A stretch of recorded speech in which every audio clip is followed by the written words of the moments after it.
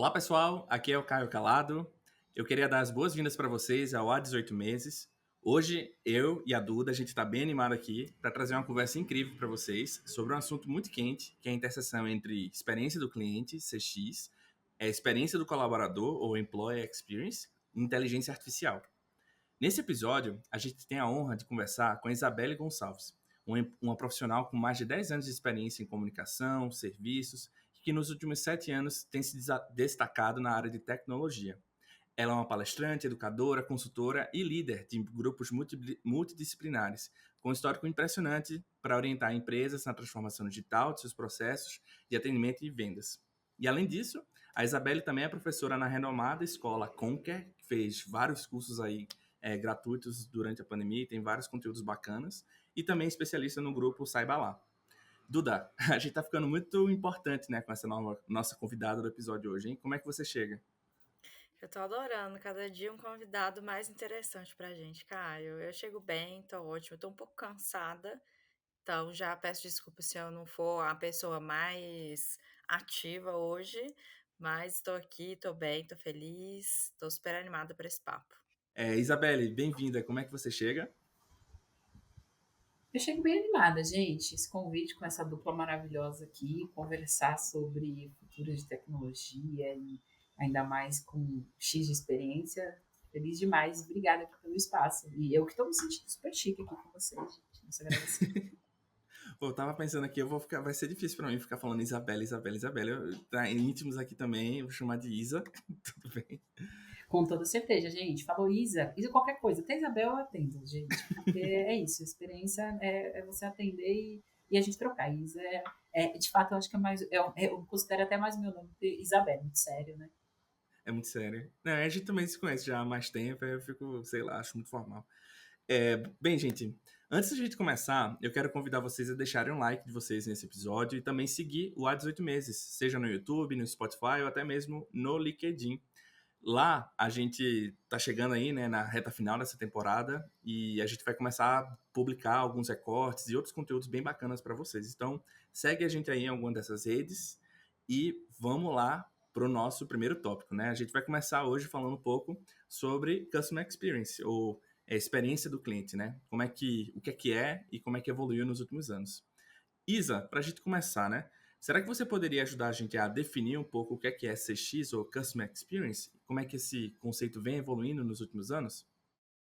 Quando a gente fala de experiência do cliente, a gente está falando de tudo, né, gente? Imagina que o cliente, ele sempre vai idealizar uma marca, ter uma relação com ela. Muitas vezes a palavra acaba até sendo usada como sinônimo para atendimento ao cliente, e atendimento ao cliente é um pedaço, né? Quando você ali tem uma interação com alguém que vai falar sobre a marca, resolver seu problema, sim, é um pedaço extremamente importante dessa estratégia de experiência, mas marketing, né? Antes mesmo de você comprar da empresa que você já ouviu falar sobre ela, como ela se posiciona, experiência do cliente. Quando você faz adesão de um produto, quando você está ali lidando com a interface desse produto, também é experiência do cliente. E se a gente pensa que todo esse guarda-chuva, de fato, que o cliente carrega com ele, mais do que o seu produto ou serviço, que ele tem lembrança da sua marca, como ele falaria da sua marca numa mesa da família, ou numa mesa de bar com os colegas, isso vai falar de experiência de fato. Pensar que é uma visão 360, né? É uma pessoa que está sentada ali e que essa relação que ela cria com a tua marca, ela vai se expandir e vai virar parte da jornada e da vida dela. Ora, como aspecto positivo, né? A pessoa vai elogiar e falar assim, gente, salvou, porque quando a gente faz bons produtos, bons serviços, né? A galera com certeza traz ali esse vocabulário. Ou ora, tipo, gente, essa marca, eu estava naquele problema X que eu queria resolver, na verdade foi um problema a mais que eu adquiri, né? Então, Customer Experience é toda a relação e toda a experiência que o cliente, a pessoa, que é importante a gente pensar, né, mas o cliente, a pessoa, leva com ela a partir de uma empresa. Claro, a gente tem lugares e empresas que têm um setor de Customer Experience. O que esse setor de Customer Experience faz? Tenta produtizar essa jornada, estabelecer esses elos para que a experiência seja organizada, para que a gente possa pensar nessa experiência que o cliente vai levar. Mas, de fato, é quase como se fosse uma orquestra, né? Você rege, hora ou outra a música pode sair um pouco diferente do que se idealizou. Você até antecipou um tema que eu ia comentar, que é essa parte da jornada, né? É algo que a gente, quando tá falando de CX, a gente sempre fala sobre ele, né? Os diferentes pontos de contato. é, Mas como é que hoje, assim, as empresas estão enxergando? Assim, elas estão mais maduras para entender e tentar analisar esses pontos de contatos? Como é que é a compreensão, né, na parte de negócio? Será que as pessoas estão cientes da importância de entender a jornada e os pontos de contato que uma empresa tem com o cliente? Existem sim empresas que, vamos dizer, estão no patamar de maturidade, mas a grande maioria está num passo um pouquinho antes, que é, eu tenho um desenho de jornada quase que separado, sabe? Por setor, por área. Talvez alguém pense a estratégia de vendas, ali como eu vou impactar no fundo de marketing, fazer ali o processo de adesão. Aí acabou o processo de adesão, é uma outra área da empresa. Essa outra da área da empresa desenha o atendimento, o serviço e a troca. E aí, quando a gente vai olhar numa visão 360, o cliente é um só, que passou por esses vários setores, né?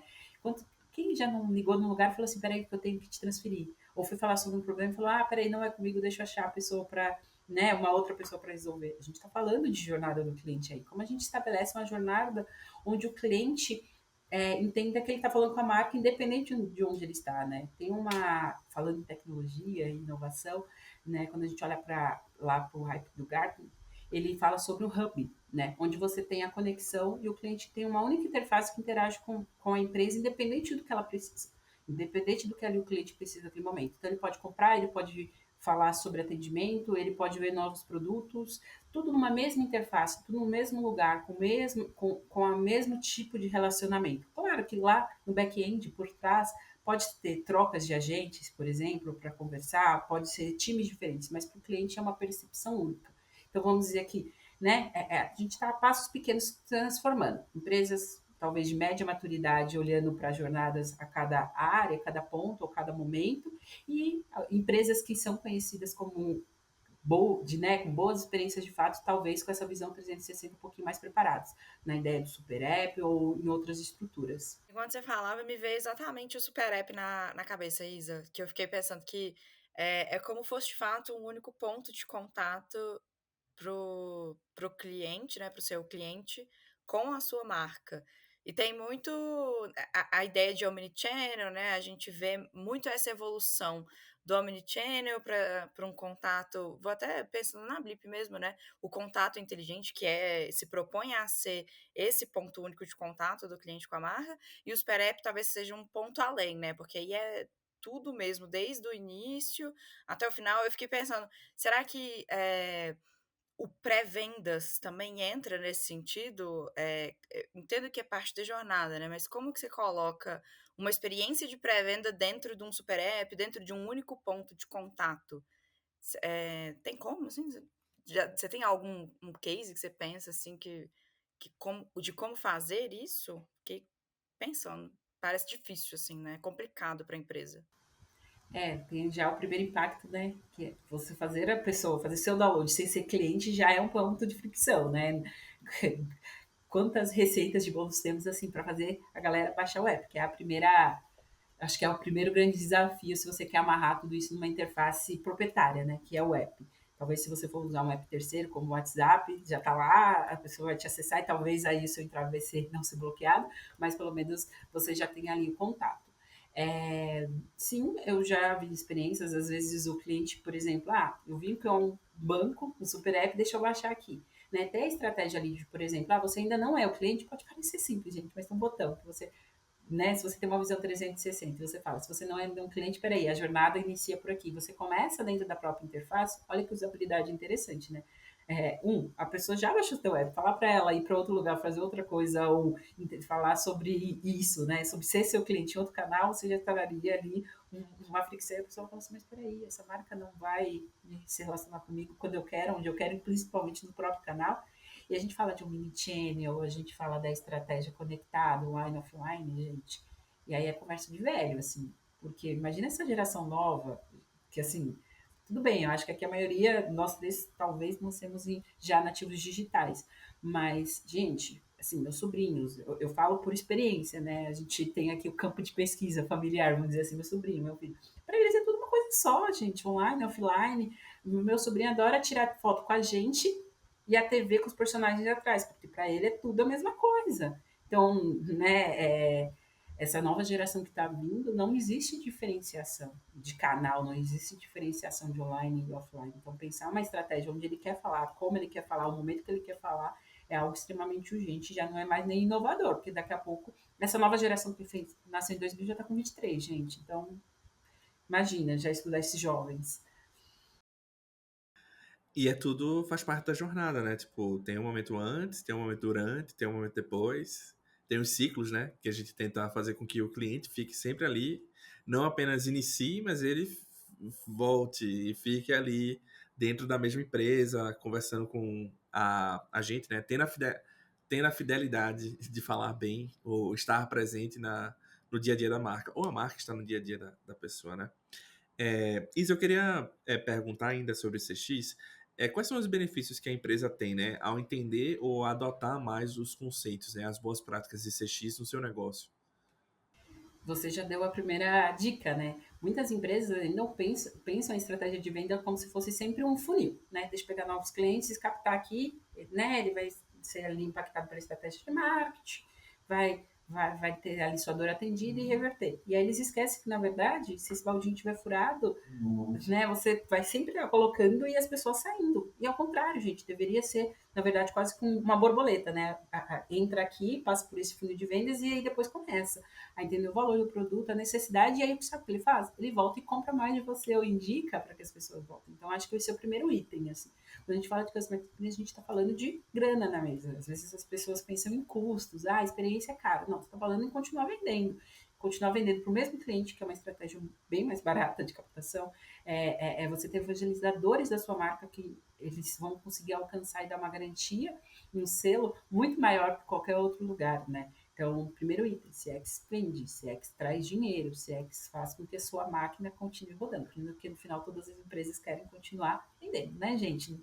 É o cifrão que faz a máquina rodar. E aí, quando a gente pensa nessa questão, empresas de destaques né, experiência do cliente acabam também crescendo de maneira orgânica, ainda por relacionado ao cifrão, mas são empresas que acabam se diferenciando no mercado, e aí até na questão de investidores, né? Se a gente for pensar empresas que abrem ali para desde bolsas ou próprios investidores para captar recursos. Essas empresas também são bem vistas, porque, peraí, ela pensa na estratégia do cliente, o cliente é o promotor da marca dela, então essa empresa vai crescer muito mais rápido.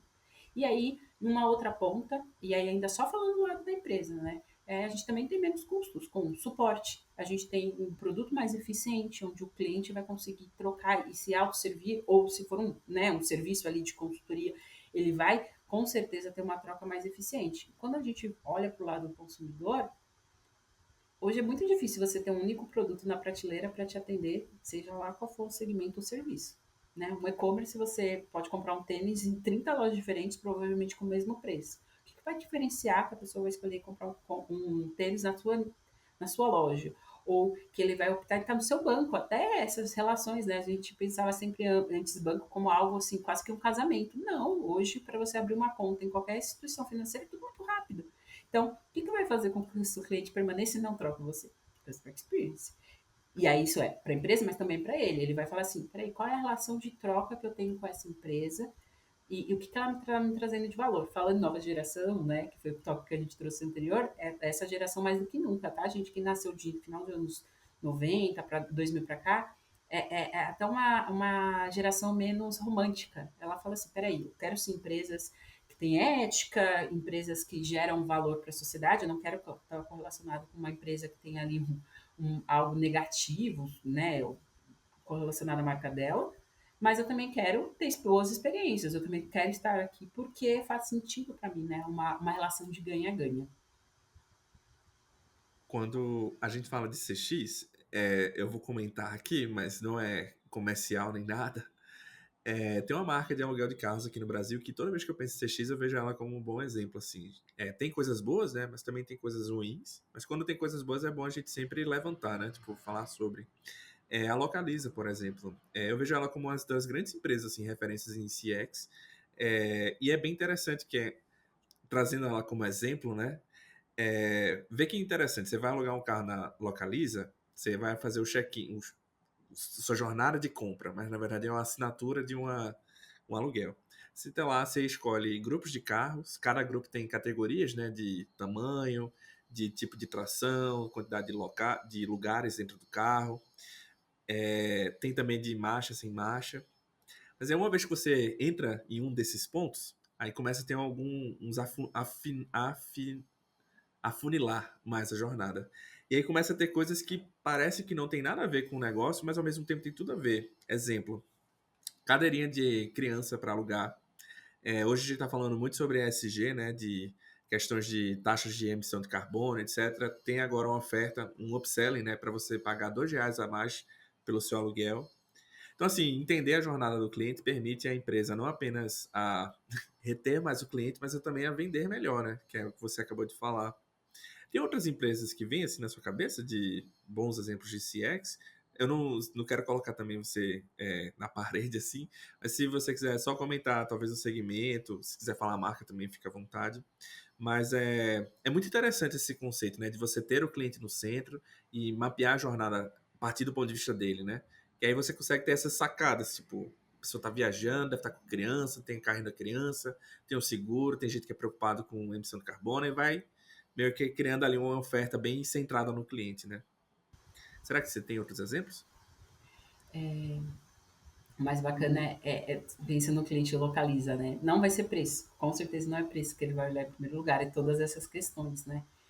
Eu me lembro, trazendo essa referência, me traz muito a Azul, né? A Azul é uma empresa de aviação que, gente, eles pensam na balinha que vai ser entregue, que é um avião azul.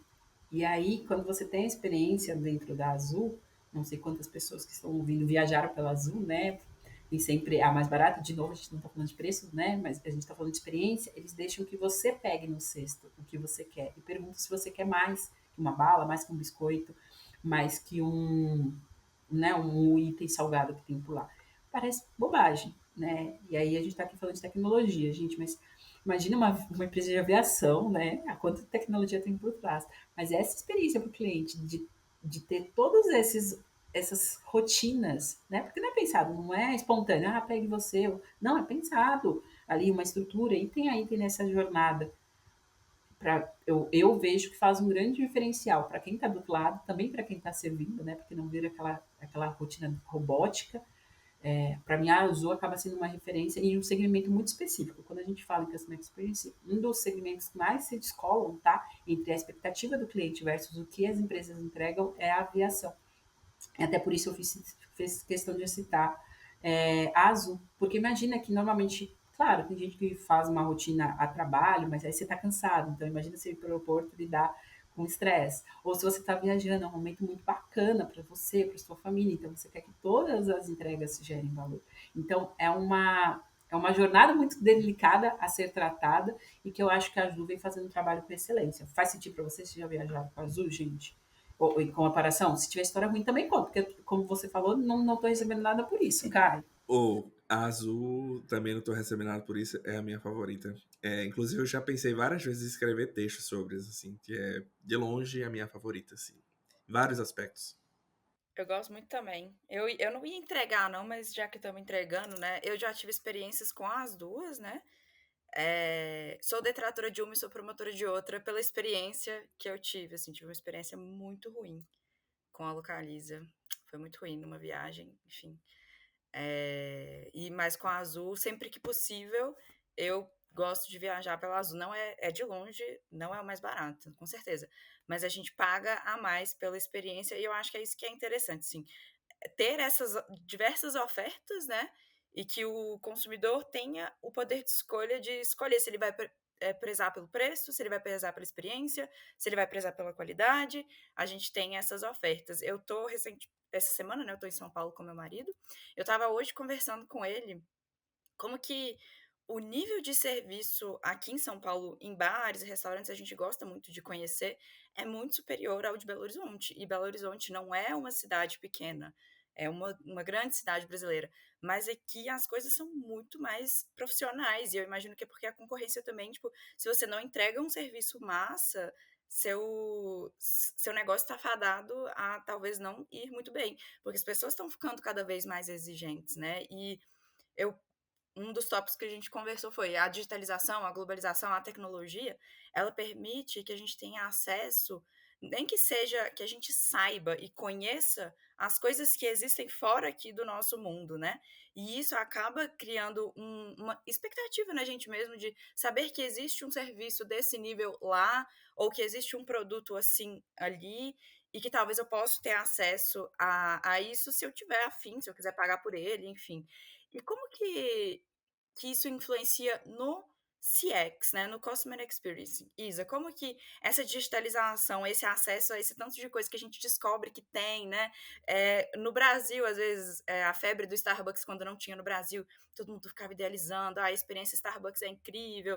Então, a gente acaba conhecendo muitas coisas pelo digital, e isso incute algumas expectativas na gente, né, de experiência e de serviço.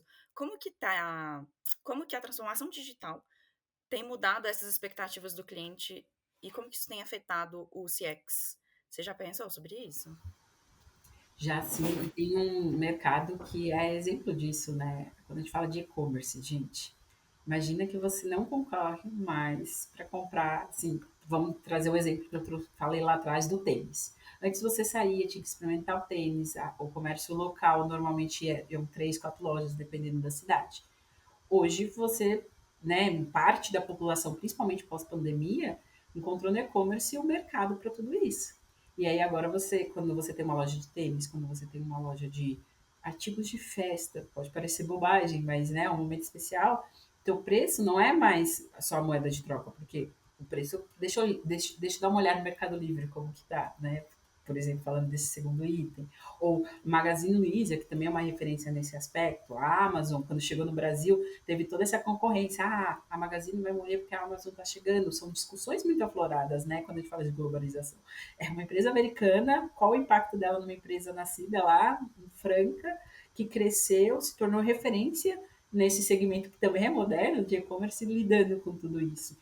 E as relações vêm mudando e o seu comércio, né, talvez aquela pessoa que tem a loja não se moderniza nesse aspecto, infelizmente, o impacto é grande para ele, como né, negócio, e para o cliente, porque ele vai virar e falar assim, peraí, eu entrei na loja, eu não tive nenhuma experiência diferenciada para falar, pelo menos eu estou pagando para né, uma pessoa, quase que um maître, né, não é mais um garçom, é um maître que me traz o tênis, que explica e fala, peraí, versus o seu objetivo final, que é festa, ou andar, ou sei lá, a sua personalidade, a entrega é essa. O serviço presencial, cada vez mais, quando a gente fala dessa estratégia, precisa ser um métrico. Você falou da parte de comida, né? A gente fica mal acostumado mesmo. Tipo, o mundo é veloz, você quer que as coisas sejam entregues rápido e com eficiência. Ou se for para demorar, tem que ser uma experiência tão bacana que você fala, beleza, estou aqui, né? Não é uma máquina falando comigo, tem toda uma estratégia de ser um métrico, né? Organizando quase que meus pensamentos sobre o que eu desejo.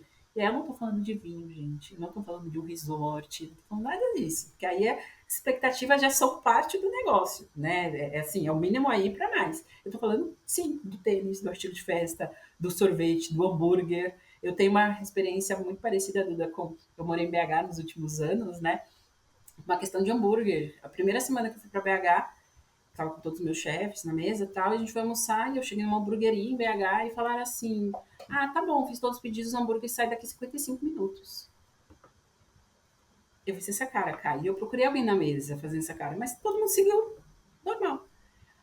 Chegou 1h10 depois. E eu falei, gente, eu posso ser. Assim, eu sei que é a minha primeira semana aqui em BH, mas não faz sentido pra mim 1 hora 1h10 o hambúrguer. Então, não, o que você faria, Isa, se você estivesse em São Paulo na hora do almoço? A gente levantaria para outra hamburgueria. O hambúrguer em 20 minutos você chega em casa. E, gente, amo BH, amo as pessoas de BH, amo o cafezinho, o pão de queijo, que é uma outra parte, né? As conversas com cafés, que, assim, eu aprendi muito com relação interpessoal em BH, tô te falando de verdade, para essas pessoas, quando falam de serviço em troca, o Uber falando, não, melhor você ir andando, vai gastar menos, aqui tá trânsito, com relações muito específicas. Mas essa história do hambúrguer, por exemplo, me matou, porque a minha percepção de mundo era hambúrguer em 20 minutos, para na hora do almoço, Paulista Duda sair correndo para trabalhar. A gente ficou 1h10, conversou, trocou, fez toda aquela relação do grupo, né, que também é super importante, mas para mim foi uma certa estranheza a relação de 20 minutos para 1h10 com hambúrguer, sabe? E ó, gente, devaguei aqui, depois qualquer coisa vocês cortam. Não, é uma quebra de expectativa mesmo, né? Porque é isso, quando você vai num lugar esperando que a sua comida demore X minutos, tudo bem, é a proposta do lugar. Mas às vezes você tá na hora do almoço, você tá trabalhando num dia de semana, como assim você vai almoçar em 50 minutos só para chegar ao seu almoço, né? Ainda tem o tempo de você comer, ainda tem o tempo de você voltar pro trabalho. Então, de fato, fala muito da expectativa do consumidor, né? Frente à marca, ao serviço, ao que está sendo oferecido. Você tem algum exemplo prático de outras empresas, assim, que destacaram nessa melhoria de CX mesmo, da experiência do consumidor pela transformação digital? Tenho sim. Vou citar uma marca super conhecida na área, né? A gente tem 2 bancos digitais, né? Um tenho orgulho de ter trabalhado, que é o Inter e o Nubank, né? Quando a gente fala da bancarização e da digitalização, são 2 frentes muito interessantes. O Inter sendo o primeiro banco digital e o Nubank trazendo um diferencial para o mercado, falando da experiência, né? Na época, todo mundo assim queria ter um roxinho, queria participar, né? Então, eles usaram muitos dos produtos que o Nubank lança e lançou já existem em outras instituições, né? Qual a diferenciação dele nessa relação? CX, por exemplo. Claro, a gente tem outras marcas e outros bancos que adendam, né, que somam com tradição, né? Normalmente a pessoa ainda tem, né, a conta digital e hora ou outra num banco mais tradicional, como um Bradesco e tal. É importante pensar que também tem essa relação de experiência. Peraí, esse é o meu banco oficial, esse é o banco tradicional que carrega tudo isso, mas peraí, eu também tenho esses outros 2 ou 3 ou 4 ou 5, né? Quem gosta de banco digital acaba abrindo em todos os bancos para facilitar meu dia a dia. Uhum, uhum. E aí eu tenho a experiência do Nubank, eu pedi o cartão quando era só cartão, ainda nem tinha conta, né? E eu acho muito interessante esse movimento que eu vi, pelo menos, né? Porque no início ele era de fato, ainda é, eu acho que o Nubank ainda tem uma experiência do consumidor interessante, mas à medida que a empresa foi crescendo, a gente vai vendo algumas quebras, assim, né? Tipo, essa dificuldade de manter o padrão de ponta a ponta da experiência do cliente, em todos os seus atendimentos, em todos os seus pontos de contato. Que mais de dificuldade que você vê, Isa, e Kai também, né? Assim, quais são esses obstáculos que essas empresas estão enfrentando ao implementar uma estratégia de CX na era digital, seja pelo tamanho dessa empresa, ou seja pela maturidade dela? Vocês pensam em algumas? Além disso, né? Tipo, cresceu e aí fica de fato difícil, né? Homogeneizar o atendimento, a experiência.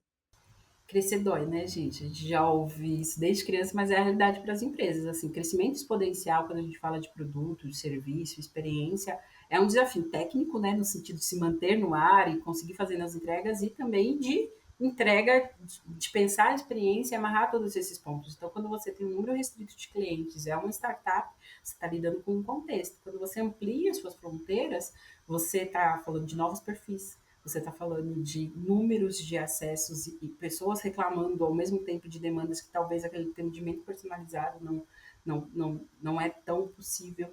E por isso que até, por exemplo, o professor Silvio Meiro fala, né, que as empresas que vão sobreviver no mundo atual não é nem a startup nem a empresa tradicional, é o que conseguir somar os dois, porque a empresa tradicional vai ter ali o volume, a experiência dessa densidade do elefante, né? Que às vezes a gente fala elefante branco, mas essas empresas são grandes elefantes, e as startups elas estão crescendo, elas querem um dia se tornar tão grande, mas elas não vão conseguir se manter, às vezes, nessa velocidade e nesse número. E aí a soma desses dois perfis, aqui no meio, é onde vão estar as empresas que vão se manter nesse novo lugar.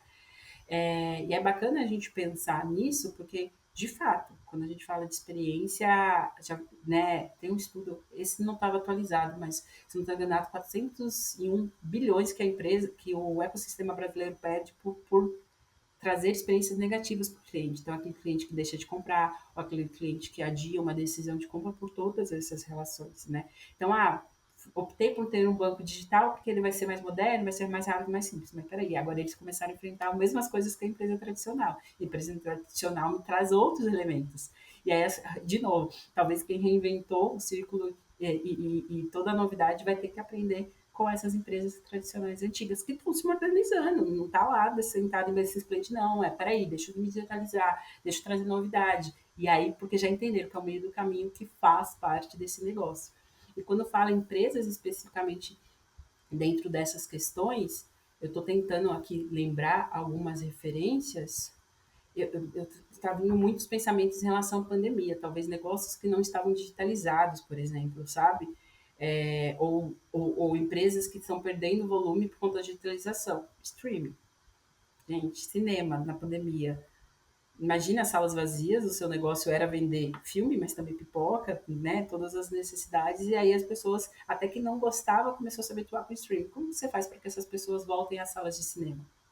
Como que você faz para que, né, talvez todos os filmes que você lançava, e a gente pensando até, né, numa outra indústria, que é a indústria de produzir, a parte criativa, faz com que esse lançamento é melhor no streaming e esse lançamento é melhor na sala de cinema. Até o Besouro Azul, né, por exemplo, ele teve se eu não estou enganada, em 2, 3 semanas antecipado o lançamento no streaming, por conta do esvaziamento, por outros fatores das salas de cinemas. Então, são muitas indústrias, né, que precisam se reorganizar através desses impactos.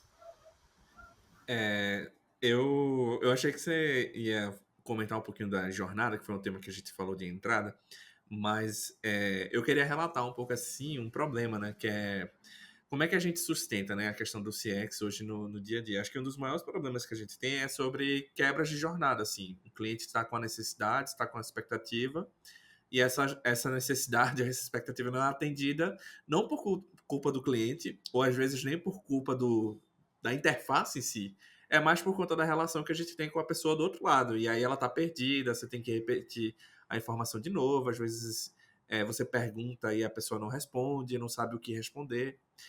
Então, essa eu não vou falar o nome, mas, por exemplo, durante a pandemia, me mudei. Eu aderi a uma startup de aluguéis de imóveis, muito legal, fica depois do quarto andar. É, e aí a jornada para entrar no serviço foi incrível. Agora para sair, nossa senhora, foi tenso, assim. E ainda tá sendo tenso, veio. Eu já saí do apartamento em abril. Mudei em fevereiro de 2020, foi tranquilo. Aí durante a pandemia houveram alguns episódios, aí foram difíceis, assim. No caso deles, acho que a maior dificuldade que tem é essa questão da quebra de jornada. Você está falando com um time, aí troca de time, aí tem que falar de outro jeito, aí você tem que explicar de novo. Aí acaba que você tem que meio que começar a se resolver os seus problemas, trazer esse contexto para a galera. E eu acho que a maior dificuldade é essa. Não sei se tem outras dificuldades assim que dá pra gente pensar. Posso trazer uma adendo assim? Eu acho que a gente está falando tudo do front, né? Tudo que impacta o cliente que faz. Mas muitas dessas dores acontecem porque o back-end de tudo isso não está muito bem alicerciado, né? Não está com alicerces fortes. Que é, gente, assim, claro, o problema que o Caio elencou é o Caio, para ele é 100% do problema, talvez para a empresa pode ser 0,1, né? 0,01. Mas se você soma 0,001 e vai somando, talvez você vai perceber que a dor que o Caio está escrevendo equivale a 10% de todos os clientes que estão saindo de um contrato e que eles vão, de novo, né, procurar outra casa, nem que seja para comprar, né? E aí, se você pensa que esses 10% são pessoas que vão fugir da tua marca e começam a usar os dados para mudar a sua rotina, a sua jornada de atendimento, aí está a eficiência. Então, as empresas estão muito defasadas em dados, né, no sentido de estruturar e fazer com que esses dados conversem. Porque tem muito dado, mas entender cada um, qual a relação e o que fazer com aquilo, aí está a moeda de ouro. Citando de novo o professor Silvio Meira, ele fala assim, dado não é o novo petróleo, ele é o novo urânio, porque depende do que você faz com ele e de acordo com o que você escolhe, você pode morrer com radioatividade. E é de fato, né? Caio 0,001, quantos Caios teremos aqui ao longo desse processo e quantos vão impactar essa marca longa. As empresas agora estão uma onda, né? Eu percebo até quando a gente olha para o relatório The Future Job do Fórum Econômico Mundial, eles falam que Data Analytics e Inteligência Artificial serão as duas próximas grandes mudanças no mercado brasileiro, que tem que ficar de olho até em habilidades profissionais. Então, está começando a entender que, assim, peraí, o que eu faço? Como eu minero esse dado? Como eu faço com que ele converse? Como eu faço que a minha jornada seja estabelecida e codificada através disso, né? Essas personas, esses problemas, porque, sim, gente, atender com humanização 1 a 1 é super bacana, mas não se ganha escala. Então, como você vai ganhar escala para humanizar essa relação? Você saber as dores em percentuais de cada uma, e ter tratativas e processos para cada uma delas e produtizar tudo isso, né? Porque humanização por humanização, a gente precisa Precisa, mas não é escalável. Então, escalável é você saber o dado, o que você faz com ele, qual o processo, instrumentalizar seu time e treinar para que ele lide com esses artefatos que mais impactam o seu negócio. A lá Caio, né? Um exemplo do cliente Caio. O que você faz com esse cliente Caio? Porque 10% das vezes vocês vão ficar transferindo e ninguém vai resolver nada. Não é isso que a gente quer para nossa marca, né? Enquanto a Isa falava, Caio, eu me lembrei muito do último papo com a Fabiola, dos grafos de conhecimento, que é justamente entender essas relações que a gente tem do cliente com cada ponto da jornada dele, com cada ponto de contato da marca, para conseguir gerar o conhecimento necessário a partir desses dados, né? Porque, de fato, o dado sozinho, ele não diz muito se você não souber fazer nada com ele, né? Pois é, e aí só para refrescar um pouco a mente, na fala da Fabiola, ela fala que é, é muito comum, né, nas empresas, cada empresa ter seus silos, ter lá suas áreas, ter os seus produtos, e nem sempre existem relações, né, com os clientes. Então é como se cada área tivesse seu próprio banco de dados dos clientes. E aí a perspectiva que ela queria trazer para a gente é que seria muito mais interessante e até mesmo inteligente para as empresas inverter a lógica. Então, ao invés de cada área ter sua tabela, na verdade, todas as tabelas surgirem a partir da perspectiva do cliente e o cliente criando relações com os produtos. E aí ajuda a gente a entender melhor qual é a relação da pessoa, né, com determinados produtos ou até mesmo com as empresas. Como é que é essa questão de colocar o cliente no centro? É algo, tipo, nessa analogia da Fabiola, né? É algo muito viajado ou faz sentido quando a gente fala de CX e centralidade no cliente? Faz sentido isso? Faz muito sentido, e falando de Bank de novo, né? Tem o Open Bank, não sei quantos conhecem, né? Quem tá fora do negócio, mas basicamente é isso. Cada instituição financeira, através do, né, muito mediado pelo Banco Central, esse projeto falou assim: peraí, vamos abrir os dados de todos os clientes, né? A gente troca essas informações e o cliente tem uma visão única da sua experiência, né? A gente vê o cliente de uma forma única. Olha, gente, um segmento extremamente conservador, se a gente for pensar, né, como banco, com um assunto extremamente delicado, e eles criaram, né, um produto único nacional para trocar essas relações e ter toda essa gama de informações do cliente para gerar valor para o cliente. Porque o cliente pode falar, não quero esse dado, ele que medeia todas essas situações, né? Ele que faz ou diz o que acontece. Então, não, gente. De fato, quando a gente olha para o futuro do negócio, a gente não pode mais pensar em aldeias e silos dentro da instituição, e cada vez mais a gente tem que pensar em comunidades integradas como grupo. Né? A gente citou e-commerce em uma das perguntas anteriores, marketplace. Né? Você vende, às vezes, o que até então era o seu concorrente. Né? Você compra de uma loja que antes você já está concorrendo e você cria uma rede. Então, sim, o futuro é de comunidade. O futuro, por quê? Porque as pessoas vivem em comunidade, né? A sociedade é uma comunidade, essas pessoas são pessoas únicas. Se você continua olhando ela em pedaços e silos, você não está olhando essa pessoa, você está olhando talvez o usuário do seu produto, o cliente do seu negócio, aquele que consome a sua necessidade. Mas você não está olhando a pessoa por trás daquilo, que aí está o grande diferencial. Se você entende que são pessoas que compram, são pessoas que trabalham para você, são pessoas que de fato fazem o negócio, são pessoas que fazem o negócio rodar. Né? Simon Sinek fala, 100% do negócio são pessoas, 100% dos clientes são pessoas. Se você não entende pessoas, você não entende de negócios. Eu confesso que eu tenho um pouco de... ainda não aderi ao Open Banking, porque eu tenho apego aos meus dados. Eu não tenho vontade de abrir o dado que eu tenho num banco por outro banco. Por um lado, eu acho que eu posso estar perdendo muitas ofertas, né? Porque eu tenho um relacionamento com um banco diferente do outro, e se eles soubessem do relacionamento que eu tenho com todos os meus bancos, talvez eles estivessem me oferecendo produtos mais aderentes à minha pessoa mesmo. Então, eu entendo que eu estou perdendo essa oportunidade e esse benefício. Mas, por outro lado, eu ainda não me sinto confortável de deixar que todos os bancos saibam o que eu faço em cada um deles. Então, é uma escolha, né? Eu gosto que a gente tem escolhas. Adoro ter escolhas. E é isso, né? Faz parte do processo também de romper, né? Quando a gente lança uma tecnologia ou uma nova forma de se trabalhar, WhatsApp, pagamento, né? Você tem a possibilidade, você usa o WhatsApp o dia inteiro, mas muita gente não acha seguro pagar por lá. Muita gente nem sabe, às vezes, que existe essa funcionalidade. Então, entra o processo de evangelização, algo simples, pagamento. Imagina um dado, instituição financeira. Então, tem a ver com divulgação. E até, né, eu, apesar de estar na área financeira, eu sempre penso assim, falando, talvez para quem trabalha em banco, isso já está super em dia, mas para o público em geral ainda tem assim, o seu certo nível de receio, né? Então, eu sempre penso que, assim, gente, lá quando a gente pensa em curva de Gartner, né? Às vezes vai demorar 5, 6 anos, 10 para chegar no platô e tá tudo bem, porque o importante não é crescer rapidamente uma tecnologia ser utilizada pelo grande público, é a gente fazer que faça sentido para o cliente. Se para o cliente ele ainda não está seguro bastante, ok, né? Você lançou a tecnologia, agora entra o seu processo de evangelização. Ora, outro ao contrário, né? A pessoa, todo mundo já quer e a indústria ainda não criou. Então, é o ciclo, um alimentando o outro o tempo todo. Eu vou puxar um parêntese, porque enquanto você falava, eu lembrei de uma experiência que eu tive também.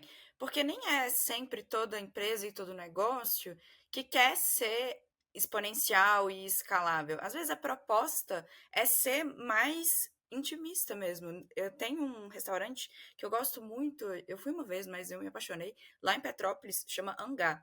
Ele tem uma proposta de ser muito pequenininho, você reserva, ele só atende via reserva, ele tem, sei lá, 20 mesas, uma coisa muito pequena.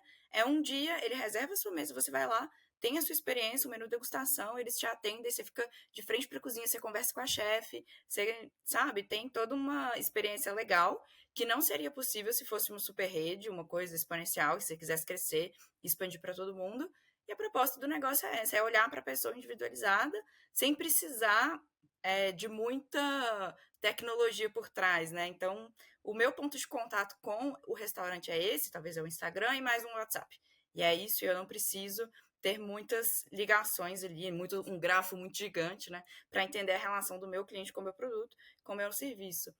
Mas tem empresas que querem e almejam crescer e ser, né, globais e tal. E aí começa a ficar mais complicado essa questão de olhar para a pessoa como um todo, né? Você acaba olhando para pedacinhos, assim. Quando a gente fala em jornada do cliente, a gente precisa estabelecer a persona ideal, né? O que o restaurante criou não é entregar comida para o mundo, né? Entregar uma experiência personalizada e todas essas características que você desenhou estão pautadas na forma que eles abordam, né? Se eles abrirem 10, 15 lugares, eles perdem a essência do restaurante e perdem esse tipo de cliente. E quando a gente fala em empresas, a gente também precisa pensar que o cliente não é o único, né? Segmentar ele pelas suas necessidades e pelo que a empresa pode oferecer é super bacana. Quando a empresa está começando, às vezes você vai ter uma persona, um tipo de cliente muito específico, porque se você tenta salvar o mundo todo, você não consegue. Você salva uma aldeia e você vai replicando tudo isso. Com o passar do tempo, você precisa ir criando essas novas personas e garantindo serviços diferentes.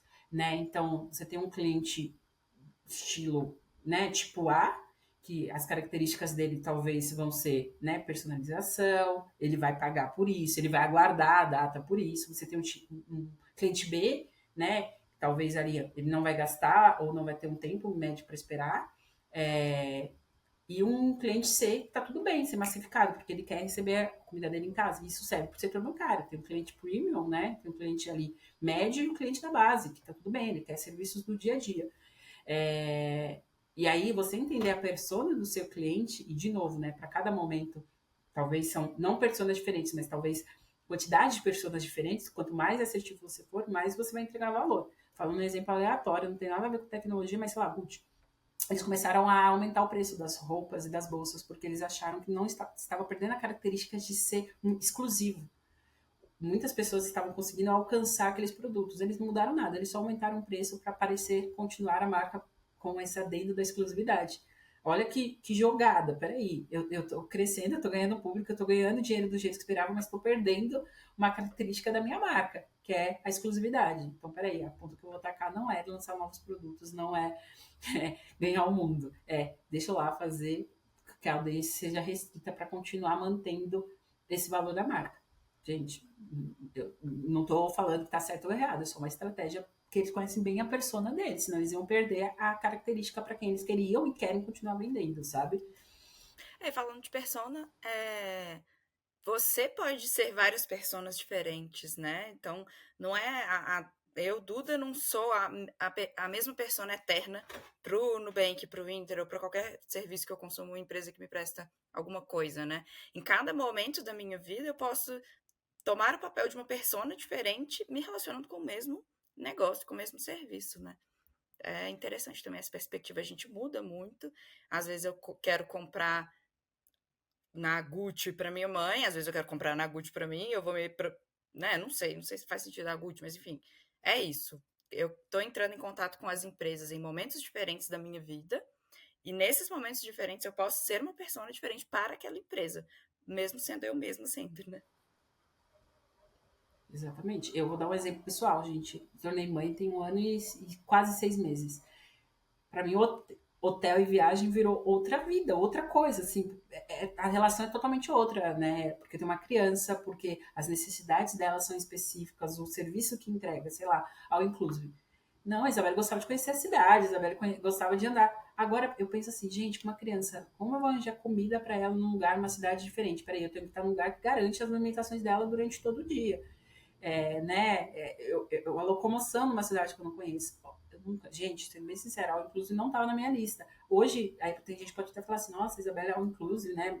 Não, gente, para mim agora é o básico, porque a minha criança precisa estar num lugar que ela se alimenta de uma maneira que eu sei que a cozinha está preparada para isso e não dá para ser em qualquer lugar.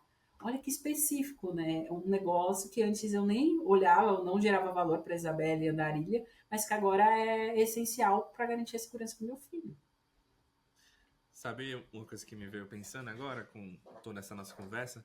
É a questão da o quão legal é a tecnologia, né? Porque ela pode ser justamente a solução escalável que atenda pessoas específicas, né? Mas também atenda um grupo maior. Então, a gente falou aqui de serviços financeiros, falando da inovação, né? Pix. Pix é uma inovação financeira, e quando ela faz sentido, né? A adoção é muito rápida e adere, né? Hoje você vê Pix até no feirante aqui na feirinha, já falando que aceita Pix. Virou o dia a dia do brasileiro já. Desde o ano passado, se eu não me engano, o número de transações de Pix já superou o número de emissão e pagamentos por boleto. E aí, só um dado curioso que eu vi esses dias: o maior Pix feito em 2022 foi 1,3 bilhão de reais, uma transferência. Foi o maior Pix que foi registrado. E aí é esse o ponto, né? Quando a gente tem uma solução para um grupo ou para uma pessoa específica, a tecnologia pode ser a ferramenta, né? O meio no qual permite escalar essa experiência não apenas para aquela pessoa, mas também para várias outras pessoas. Eu acho que esse é o X do CX, tipo, o X da questão, né? Brincadeira aqui. Eu acho que essa é a maior dificuldade, né, Isa? Encaixar a tecnologia no momento ideal, para o cliente ideal, no ponto de jornada ideal. Não é só ter um site, não é só ter um app, não é só ter um chatbot, né? Precisa fazer sentido também para a pessoa, senão ela não vai usar. E quando a gente fala de tecnologia, de novo, né, tá na mão de todo mundo. Quem não tem um celular hoje, né? Então, quando você fala fazer um Pix, o Pix só é possível porque hoje todo mundo tem um celular. E se a gente vai andando para trás, todo mundo tem um celular com rede. E aí os telecoms trabalharam para ter essa tecnologia pavimentada. Olha quantos artefatos de tecnologia tem para fazer uma coisa simples na nossa cabeça hoje, Pix, né? Mas olha quantos itens a gente tem que caminhar para chegar a esse resultado. O banco ser digital, né? Ainda faltou nessa trilha tudo isso. E as pessoas permitirem aceitar essas novas tecnologias para usarem nos momentos, para usar ali no momento que faz sentido para ela. Quando a gente fala a população brasileira, hoje 15% não tem acesso à internet com mais de 10 anos, né? A população brasileira com mais de 10 anos, 15% não tem acesso à internet de nenhuma maneira. Você pode falar, 15 e pouco. Mas quando a gente fala, por exemplo, da população idosa que vem crescendo, são 43%. Então, se você pensa, como eu faço para que meu produto de tecnologia, o meu produto que vem ganhando, né, inovações, absorva também, de repente, por exemplo, o público idoso, se faz parte da sua persona ou não, não faz. Né? Eu não vou atingir esse público, eu vou perder ele, dependendo da situação, se você tinha, porque parte não se adequa à tecnologia. Então, esse é o grande X mesmo. Assim, são dois aliados. Quando a gente fala em Customer Experience, você não consegue crescer e principalmente gerar no nível global, né, ou na tua grande aldeia, experiências massivas, sem esse advento. Ah, não, peraí, eu tenho ali, você citou a feira, não, mas na feira eu posso fazer 1 a 1, olho no olho, mas se você não tem Pix, você vai perder parte do cliente, porque não anda mais com carteira, né? Então, não existe mais mundo separado de tecnologia, né, gente? Eu acho que é a primeira coisa, impacta CX, impacta a experiência do seu colaborador, impacta tudo. Tecnologia, a empresa que não é de tecnologia vai ser. Se o seu negócio não fez tecnologia, em algum momento ele vai ser impactado, se já não, né? Gente, a gente está falando de todas as indústrias, indústria musical. Imagina os artistas ainda tentando vender CD para sobreviver, né? Bem, agora. Ai, quase que eu derrubei meu fone. Agora a gente vai falar um pouquinho sobre outro X, que é justamente o employer, né? A pessoa colaboradora, né?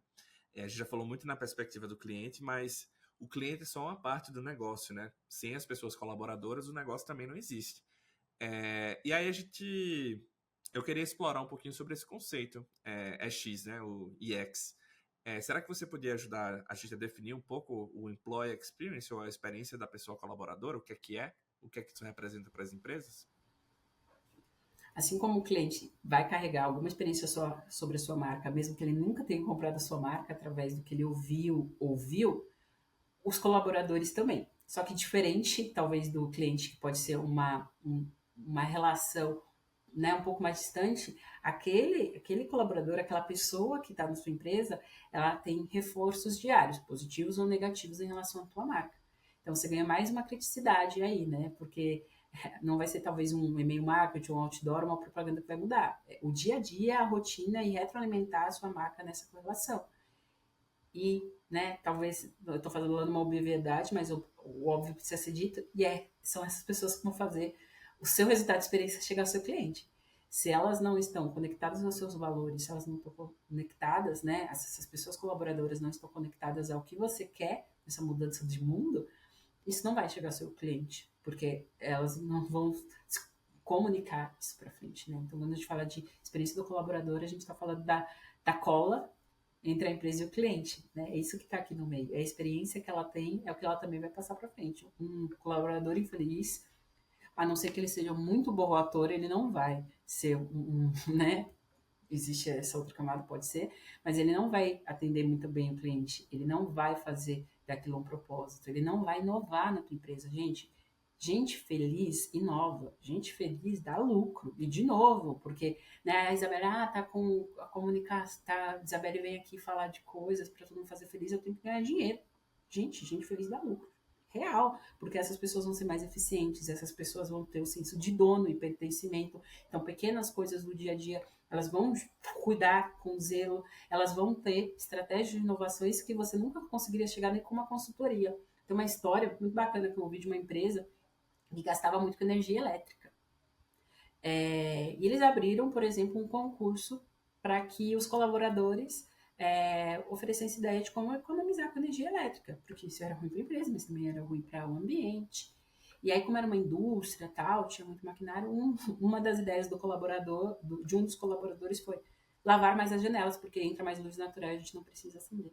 Gente, olha o nível de especificação. A gente fala de inovação, né, tecnologia é extremamente importante, mas olha que coisa simples que um colaborador, olhando e tendo espaço de abertura para essa inovação, economizou para essa empresa. Sim, gente, a conta de energia caiu e né, todo mundo limpando mais a janela poderia salvar o mundo? Talvez não, mas com certeza o impacto seria muito bacana no meio ambiente. Então, é essa colinha. Não sei se eu rodeei muito, gente, me ajuda, mas vocês perceberam que eu sou. Duda, você percebeu que eu sou bem aleatória, né? Então, eu vou indo. Imagina, a gente gosta de bater papo mesmo, Isa. Mas enquanto você falava, eu já fui viajando também, tipo assim, do tal do intraempreendedorismo, né? Que são os próprios colaboradores fazendo inovações para a empresa sem necessariamente tipo, estou fazendo uma inovação. Ela vai surgir porque a pessoa que trabalha tá feliz, tá curtindo, gosta de onde tá, não quer que aquilo acabe, quer que aquilo vá para frente. E quer fazer coisas legais e diferentes e quer ser reconhecido porque está trazendo coisas novas para a empresa e tem essa vontade, né, de melhorar a vida dela também, e a vida do cliente dela, e a vida das pessoas que trabalham em volta dela. E daí vem o intraempreendedorismo, né? Porque não é só o inovador, o empreendedor, não é só quem abre uma empresa nova e aí quebra tudo e aí revoluciona o mercado e tal. Não é só essa pessoa existe, mas ela tem um perfil muito específico até, né? Assim, não é qualquer um que consegue fazer isso.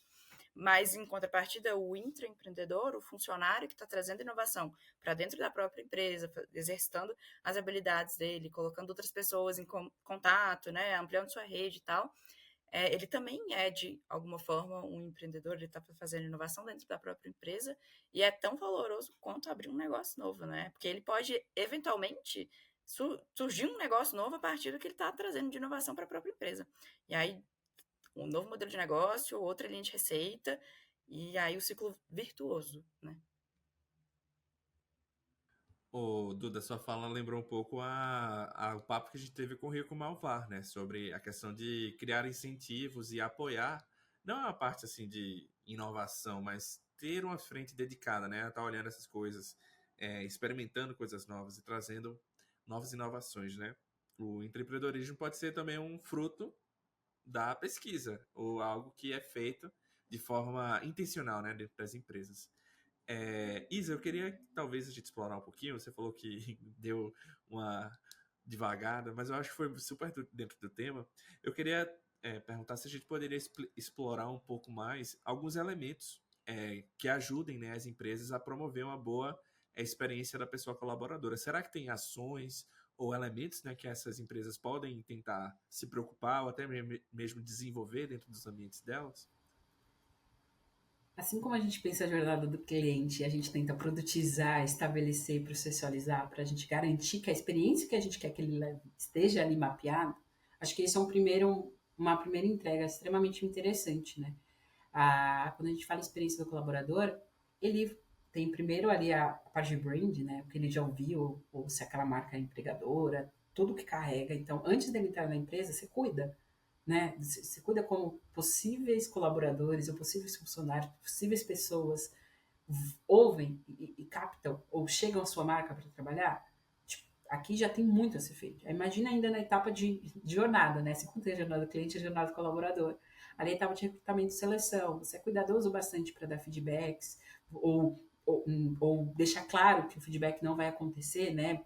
No nível escalável, sei lá, você recebeu 800 currículos, pode ter uma comunicação ali prevista para isso.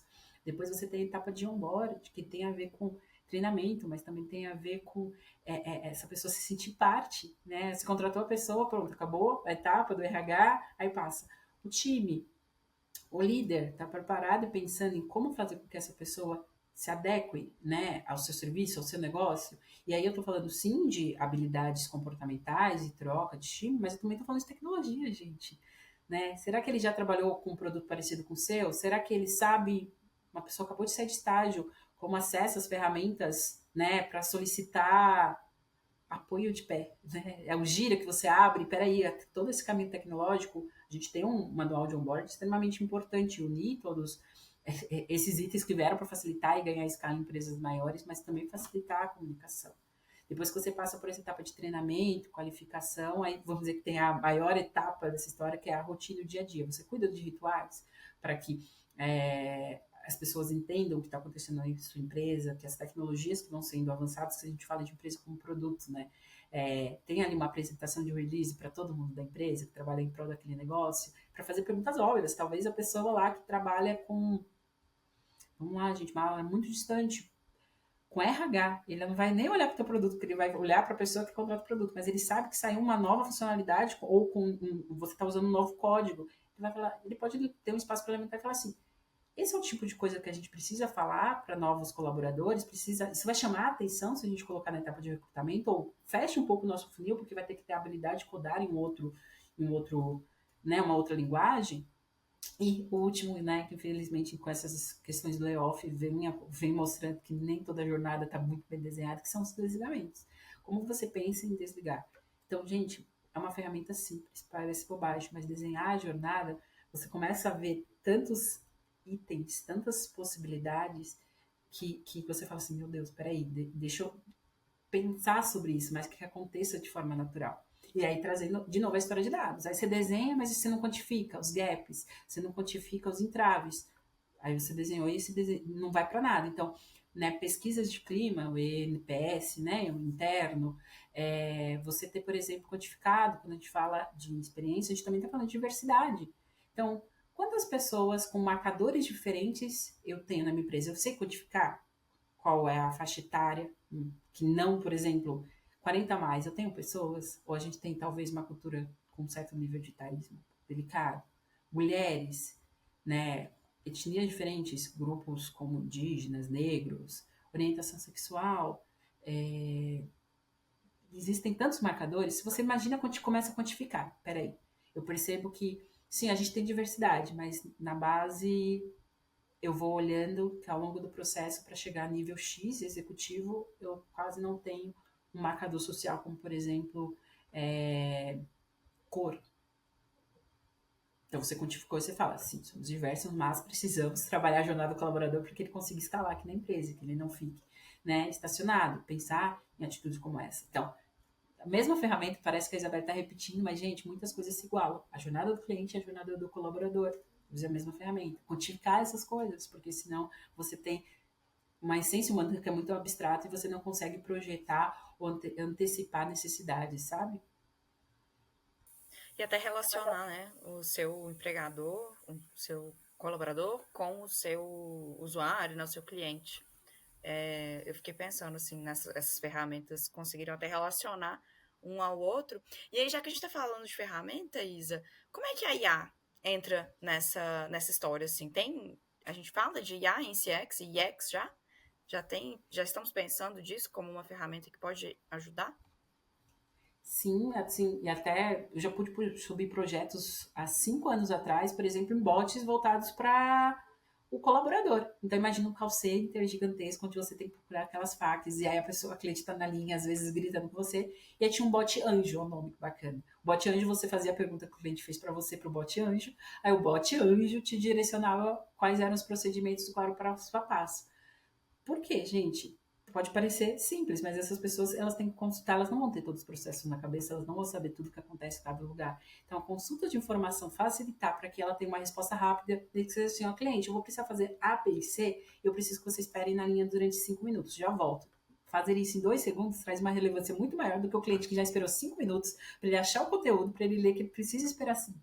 Olha a cadeia dessa situação. Então, por exemplo, a inteligência artificial nesse aspecto para facilitar dia a dia do cliente, né, da relação colaborador e cliente, é super bacana, mas a gente também, em RH de empresas gigantes, também existe o advento de IA para você falar sobre marcação de férias, sobre promoção, sobre até eventos específicos. Então, sim, vejo muitas empresas usando, né, aí que eu vou puxar a sardinha para muitos dos projetos que eu tive que foram de chatbots, mas em outros níveis. Quando a gente fala, por exemplo, NPS ou NPS, a leitura, né? Então você recebe um monte de comentário, você vai de fato conseguir olhar cada sugestão de cada formulário que o cliente enviou. Além da pontuação, a pontuação é mais fácil, né? Você faz ali um pareto e você sabe que a maioria das dores, então tal quase. Mas quais são as principais palavras-chave, quais são os principais pontos de dor? A IA pode ser muito útil também nesse momento, né, de você ganhar escala na leitura do conteúdo do seu usuário. Isso é muito bacana. Acho que são 2 exemplos bem factíveis de como isso pode acrescentar. Sim, e além disso, tô pensando aqui em outros exemplos, até para a própria empresa, principalmente o setor de gente, né, gente de gestão, RH, enfim, como chama a nossa empresa, conhecer o colaborador, né, a gente usar ferramentas de inteligência artificial para entender quem é o colaborador da sua empresa, ainda mais empresas muito grandes, né, vão ter dados muito volumosos e vão conseguir entender o perfil do seu colaborador, quantos são assim, quantos são assados, o que eles gostam de fazer, quando eles trabalham mais, né? Se for uma empresa mais flexível, com horários flexíveis, a gente pode identificar até esse padrão mesmo de comportamento, de que hora que essa pessoa é mais produtiva, quanto que ela está entregando mais, está mais ativa, está falando mais, está trabalhando mais, está conversando mais, ou está mais em reunião, e até conseguir ir ajustando os seus planos de carreira para o seu colaborador, para os seus colaboradores, né? Então, eu não tinha pensado nisso. Quando você falou de chatbot, obviamente, né? Na Blip mesmo, eu já trabalhei com chatbots que eram internos, que eram chatbots no Teams da empresa, para diversas outras funcionalidades, inclusive FAQ, né? Ajuda, não sei isso, não sei aquilo. Ou colocar a IA dentro do produto, uma experiência de atendimento virtual, né, como a gente tem hoje nos chatbots, geralmente a gente tem um humano que vai atender aquele usuário que está conversando com o seu bot em algum momento. E a gente pode colocar IA ali para ajudar essa pessoa a responder mais rápido, seja um quick reply, uma sugestão de resposta rápida, alguma coisa nesse sentido. E assim, o ChatGPT abriu a porta para o infinito e além, né? É super bacana quando uma tecnologia ganha um hype, e aí eu sou aquela que sempre tenta olhar o copo meio cheio, tá todo mundo testando, tá todo mundo tendo um monte de ideia, e fala, gente, é isso mesmo, é o momento, vamos testar, vamos pilotar, algum momento, né? Vai cair no Vale da Morte, todo mundo vai ficar desiludido, mas para alguma coisa nesse monte de testes, com certeza vai servir. Eu vi, por exemplo, muitas ferramentas pensando em software de atendimento, resumindo as conversas que o chatbot teve, para levar para o atendente. Porque imagina ele ter que ler todo aquele conteúdo, entender todo aquele processo, ou fazer correção ortográfica, né? Porque parece bobagem, mas você está ali correndo, atendendo 4, 5 telas, né? E você vai esquecer aquela informação. Ou olhar, talvez, com nível de cuidado. Então, tem muitas possibilidades. Toda empresa que vem pilotando, testando, vem achando uma nova forma, e eu acho que o momento é esse mesmo, assim, a gente tem muito para ganhar, e principalmente com essa tecnologia que todo mundo despertou interesse, uma curiosidade, né? Então, eu acho que agora, nos próximos anos, vamos ter muitas possibilidades quando a gente fala tanto de experiência do colaborador quanto do cliente. Eu queria até só fazer um comentário. A gente teve alguns episódios aqui que falavam um pouco sobre prompt engineering, prompt design, e recentemente eu comecei a dar uma estudada mais sobre arquiteturas de LLMs acopladas a estratégias de implementação de chatbots, ou até mesmo incorporar o LLM dentro do projeto, assim. E é bem interessante, assim, como é que o ChatGPT ele não apenas mudou o jeito que as pessoas interagem com a internet, mas ele também introduziu outras ideias, assim, que até então ninguém tinha pensado. E agora a galera tá falando muito sobre a engenharia de prompts como uma ferramenta aliada para auxiliar não apenas o bot, mas também o atendente a saber o que fala. Então, por exemplo, esses temas que você trouxe, sumarização, correção ortográfica, etc., são muito legais. E tem também as oportunidades, por exemplo, de você encadear lógicas, seja lógicas, regras de negócio, mas também orientações do que responder, do que não responder, do que perguntar, do que explorar. E aí você vai criando esses encadeamentos, né, de prompts e vai fazendo com que o próprio chatbot ali funcione como se fosse uma pessoa, sabe? É bem. Nunca acho que um chatbot vai substituir uma pessoa, mas é uma forma automatizada de você tentar guiar ali, né? A pessoa, ela está conversando com um chatbot e ela quer a resposta ali naquela hora. Então, uma limitação técnica que a gente tinha era, antes a gente tinha que pensar, né, de forma linear, para toda pergunta a gente tem que ter uma resposta. E quando não tiver, falar para a pessoa que não tem uma pergunta. Agora não, você pode pensar, né? Olha, se a pessoa colaboradora estiver falando sobre férias ou dando a entender que é isso, a gente pode falar esses assuntos aqui. Agora, se ele está falando sobre promoção, você pode falar esses assuntos. Eu não preciso pensar em todas as perguntas de forma linear, né? Que a pessoa pode fazer naquele cenário. Não, eu posso instruir o próprio modelo a interpretar certos temas e quando esses temas forem interpretados, ele pode falar certas coisas. Tais certas coisas, inclusive, podem ser documentos no qual o próprio modelo pode consultar e ter a resposta certa. Enfim, a gente está entrando numa parada muito diferente, assim, e está sendo muito rápido. O ChatGPT foi lançado em novembro do ano passado, assim, e mudou radicalmente, assim, muitas coisas. Estou bem curioso, assim. Quem quiser ver, inclusive, só fazendo um parênteses, assim, a gente teve 3 episódios muito legais. Na verdade, quase todo mundo falou sobre o ChatGPT. A gente tá falando aqui nesse momento agora, nesse episódio. Mas, por exemplo, o primeiro episódio da gente, com o Bruno Rodrigues, fala sobre esse assunto. O com Billy Garcia também fala sobre esse assunto. Com a Karina Cato, ela dá várias dicas legais de como fazer prompts.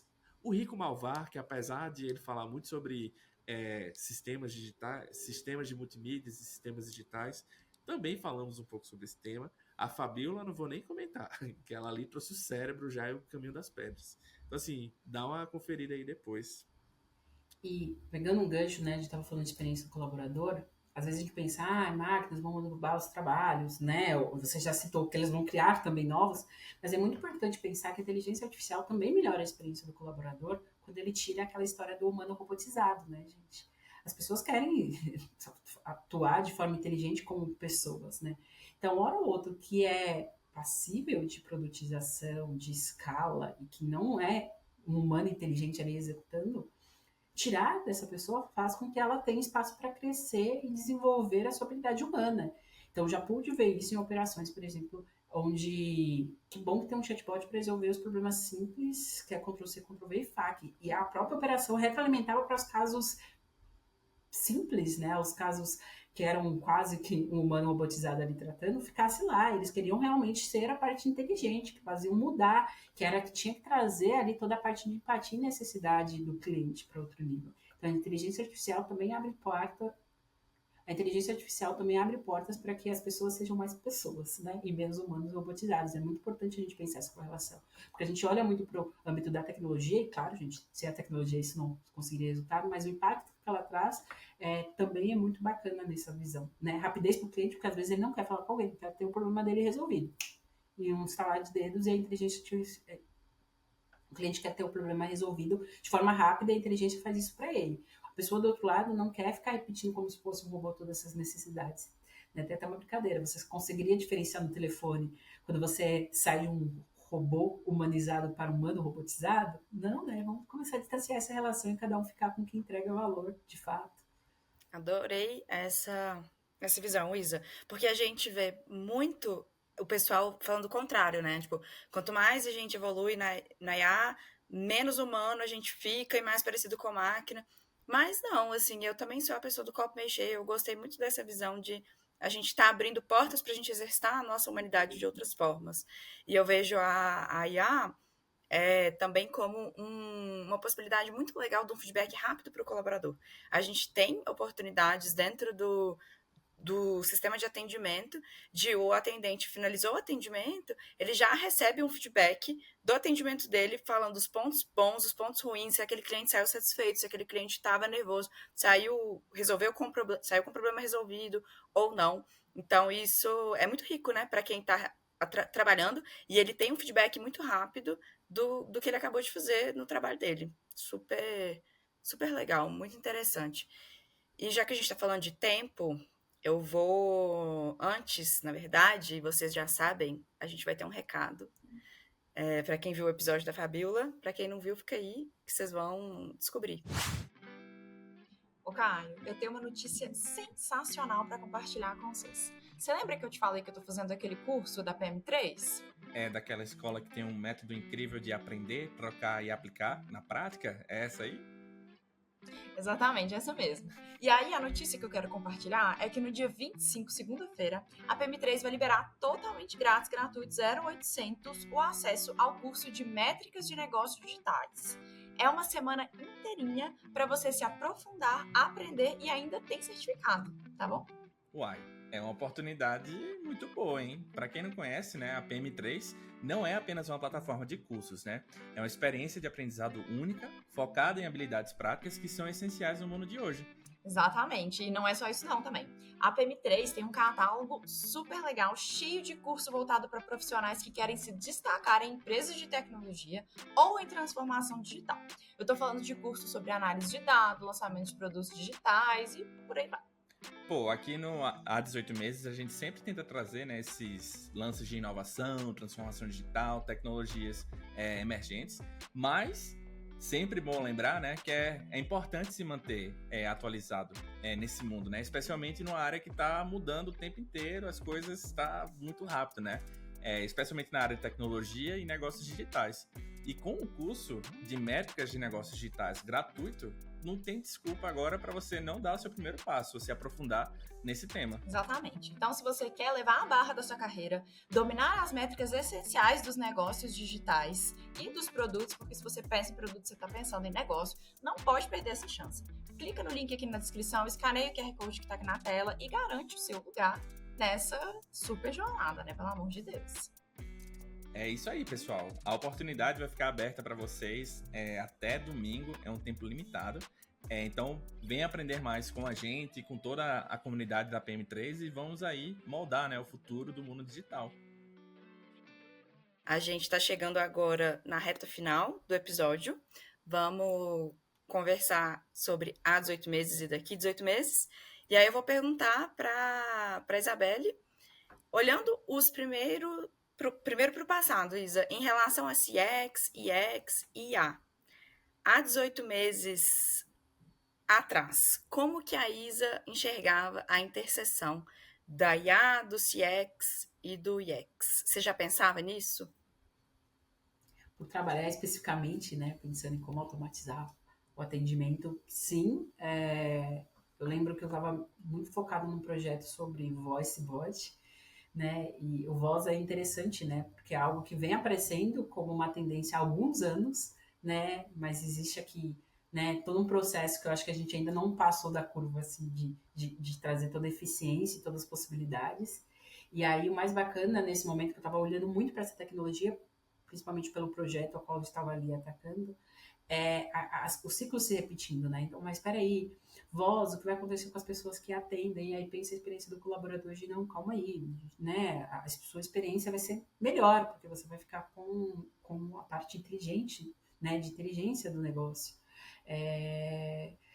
E essa correlação do cliente ganhar o resultado que ele já tinha, por exemplo, na interface conversacional. Então, isso fora, né? Tá pensando em tecnologia para ser familiar, gente. Parece bobagem, mas era para mim, eu estava rompendo um novo ambiente. Então, como eu uso a Alexa para saber se está quente ou se está frio, qual é a roupa que eu coloco no bebê, né? Eu descobri uma funcionalidade da Alexa, gente, parece bobagem, mas e a IA me ajudando. Se você fala baixinho, ela sussurra também. E assim, quando você tá com a música e o bebê dormiu e você quer que ela desligue, Alexa, desliga. Ela desliga, é ótimo. E ela fala, tá bom, ou posso ir na música. Parecem bobagens, mas né, falando de dois ambientes que eu estava, então voz, que era o hype, e ao mesmo tempo na vida, vamos dizer, familiar, do outro lado, lado B da Isabela, eu também estava experimentando essa tecnologia em outro formato, descobrindo como usar agora para ser mãe. Incrível, eu achei incrível isso, essa a Alexa responder sussurrando. Adorei, eu quero ter uma Alexa agora só para experimentar essa feature. Aí você pensa que é bobagem, né? A gente sussurrando. Pra mãe, geram tanto valor. Aí você fala assim, meu cliente específico, mães sussurram na Alexa. Com certeza é um perfil, assim, super aderente.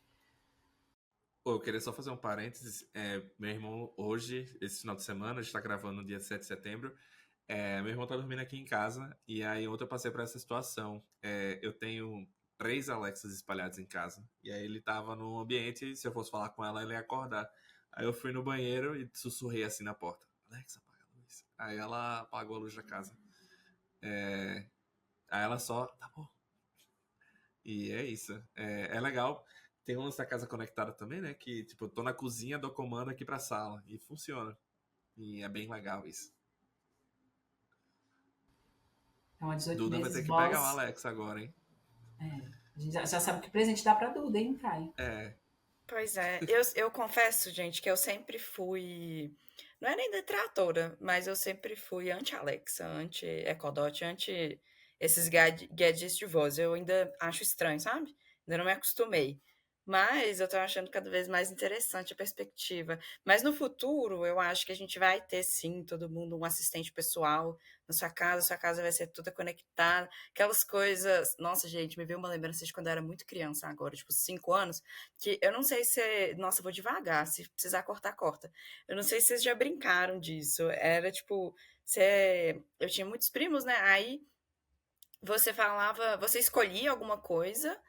Agora eu não vou lembrar a brincadeira, mas todos os primos davam uma sugestão pra você, tipo, e sua casa fosse assim, e se sua casa fosse assado, se sua casa fosse daquele jeito.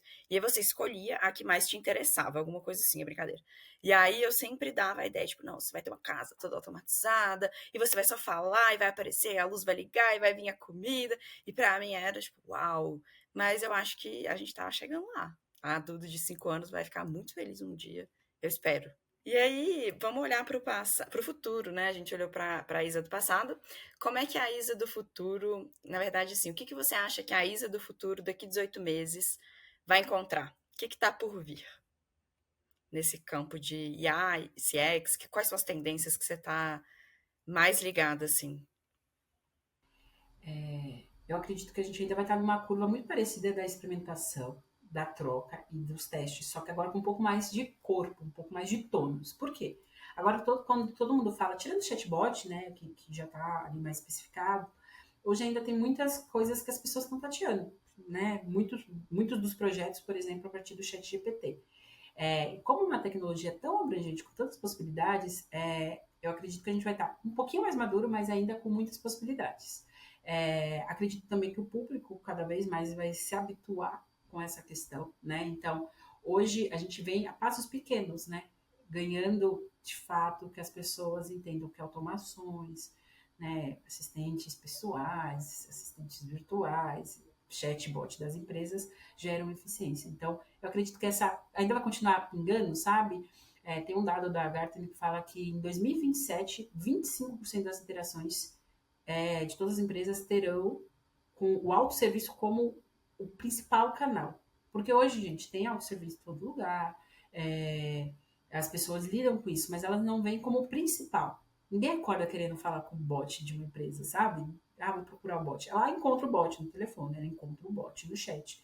E eu entendo que a passos pequenos, essa relação de inteligência artificial para atendimento vai se remontando, se reorganizando. Então, estaremos mais maduros, talvez mais perto desses 25% da galera quase que procurar o bot como estratégia ou o bot, ou qualquer automação como estratégia, sabe? Mais do que aparecer de forma surpreendente. Eu acho que vai ficar tão natural como é hoje a gente usar o celular, assim, nos próximos anos.